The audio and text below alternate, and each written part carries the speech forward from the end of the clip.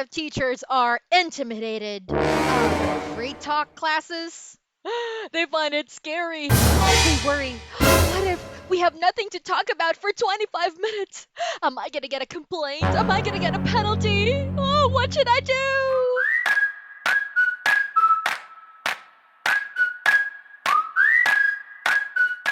Hi, ESL teachers. For today's lesson, I'm going to share with you how to effectively teach free talk to advanced English learners. In the ESL world, not all our students are beginners or intermediate levels. There will be some students who are really quite advanced when it comes to their knowledge and understanding of the English language.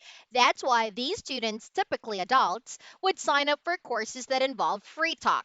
Free talk, as defined, would be just like a random or a casual conversation between you and your student about a certain topic.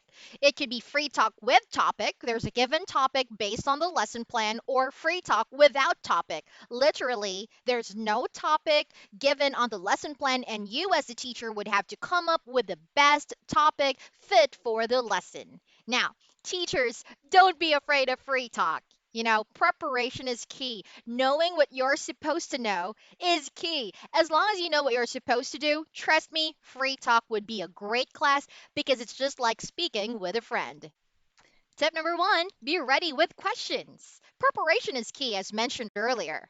And when you are ready with questions, it's just as simple as you asking the question and simply having the student answer that question, evaluating the student's answer, giving feedback based on those answers, and so on. So you have to have a pool of questions. And where are you going to get it? Should you make questions? Should you come up with it? Where are you going to get it? Actually, there are two websites that I'd like to recommend to you guys. These two websites I'm going to put on the comment section, on the details of this video, rather. And all you have to do is click them, and it's going to give you a wide range of topics, from everyday stuff like going to work, going to school, or things like fashion, cars. All the topics are there, and you just have to simply click it, and you'd be able to just choose a question that you could ask your student. Now, my technique is I usually give my students 5 topics to choose from, and from those 5 topics, I'm gonna make it seem as if those are like random questions that I come up with. Then after they've selected a topic, I'd just pick a question there and I'd ask my student about it. And when it comes to free talk, what you have to remember is that that 70% of the time your student should be talking, and then 30% of the time you should be doing the talking. Tip number two, read previous class notes. Teachers, it's very important that before you enter the classroom, you have at least have an idea of who your student is, what they want, what the purpose is, why they're having those classes, what their areas for improvement are, what their strengths are, and these are things that you'd be able to see on previous class notes. And that's also the reason why teachers, we must leave substantial class notes every single time we have classes with these kinds of students, because it's something that you do that would help the next teacher get to understand the purpose of that class for the student. Because remember, whenever we're teaching adults, it has to be relevant to their needs, it has to be useful, it always has to answer the question, what's in it for me? What would be the benefit of your lesson to my life as an adult? Tip number three, do not ask common questions.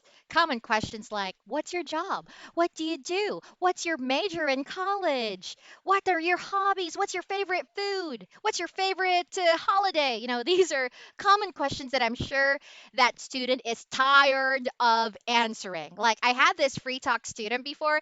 She said she had to change her course to a different one because all the teachers asked the same questions, and it has become repetitive. And that's something that free talk students hate, being repetitive, because obviously they're not learning anything anymore from you and your class. So it's important that the questions that we ask them are interesting, at the same time not so common questions. And that's the reason why on tip number one I have recommended two websites, because there are like hundreds, or close to 100 questions there that you could use for your free talk class. Number four, be ready with lots and lots of knowledge extension.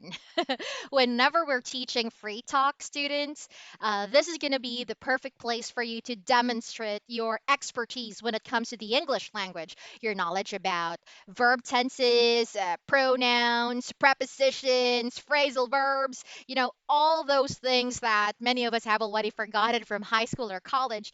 Now is the time for you to show them that you are a credible English teacher. That's why what I do is, on a weekly basis or even on a daily basis, I'd revisit some of the grammar rules, some of the English rules, so that it would be like a refresher for me, so that if I would have to teach an adult, I'd be ready with information that I could share with them, information that are not part of the lesson.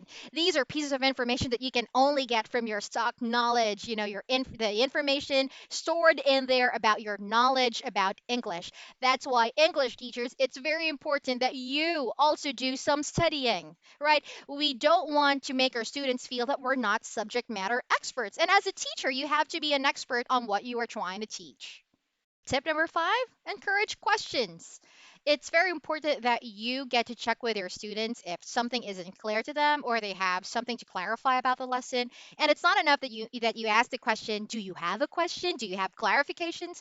Because instead of asking those two questions, you could ask, what questions do you have? It's an open ended question. What questions do you have? Therefore, you get to encourage them to ask questions or come up with questions to ask you. And again, teachers, this is not something that should be scary for you.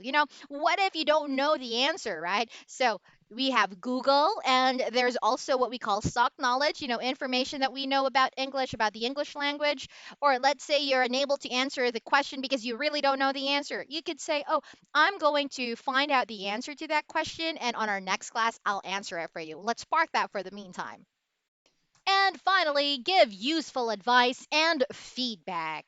Whenever we're teaching adults, because mainly free talk folks are adults, whenever we teach them, feedback and advice are of utmost importance. It's a gift, it's something that they are really looking forward to hearing from you. It's just important that whenever you give feedback specifically. What are the things that they did well on the class? What are the things that they could do better?